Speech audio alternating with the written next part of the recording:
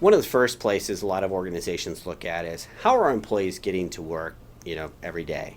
And the traditional thing is, well, let's just buy our employees bus passes, but that's not necessarily the most effective way of doing it. So when you're looking at ways you can drive business value and just not make your employees suffer, there's some alternative commuting options out there that can not only save your company money in terms of parking costs or place, that might actually improve the commutes of your employees and make them happier, maybe make them healthier at the same time, but do it in a way that also improves your financial bottom line and helps with the environmental benefit at the same time. Amgen, which is a Seattle-based bio company, they decided, okay, we are not downtown. We're basically in an area that is difficult for people to get to. So how are we going to incorporate and encourage people to find alternative ways to commute to our organization? So they started thinking, well, if we have bike commuters, we need to provide showers and lockers, ways to, lock up bikes, maybe even provide on-site tune-ups. We're going to provide, flex car, zip car, alternative ways for people to get into downtown. And we're going to have a shuttle that's going to run every 15 minutes into downtown. So if people have meetings, errands, they need to catch a ferry, they need to catch mass transit, we're going to have a shuttle that's going to catch them every 15 minutes. And then they even actually went further and they gave $50 gift certificates as incentives to those who walked, bike, bus, or carpooled to work. And they moved 75%, that's 3 out of every 4 employees, out of single occupancy vehicles to another type of transportation. And this reduced their parking costs and the maintenance of the facilities by over 75% that had to do with parking. This was a win-win for the company, win-win for the employees.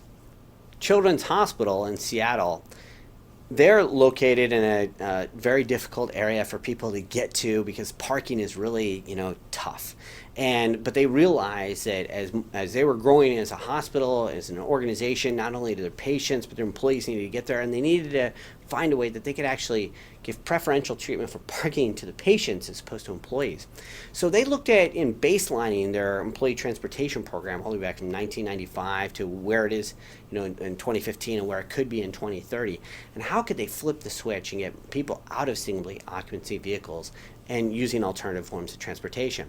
So they reduced, by really addressing this, they reduced the number of employees who drove alone by 35%. And this is going to save them $20 million by 2028. And you might think, okay, how can that be?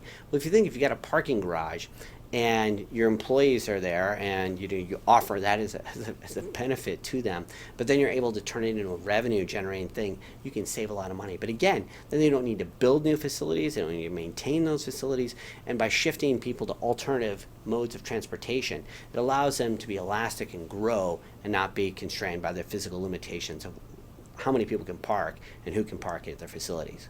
As you're addressing what are the things I can do within my own organization about commuting, this is one of the most personal and difficult ones to deal with. And I kid you not.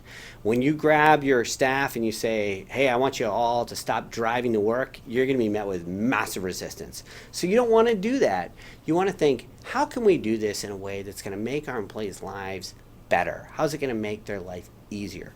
Nobody likes to stick in traffic. So if you can find ways that you can reduce their time that they're in traffic in their own vehicle, but still provides them the convenience where after work they can, pick up the kids, they can run errands, if they need to run to an appointment during work and make that possible, you're going to find a happier workforce. So whether that's finding ways to offer telecommuting, work from home, employee bus passes, allowing, bike to work programs, bike share programs, use of company vehicles and shuttles, but there's a number of ways that you can address this and improve the commuting situation that's going to lower your environmental impact, improve the lives of your employees, and if you're an organization that pays for parking or has to build parking, you're going to save money to your bottom line.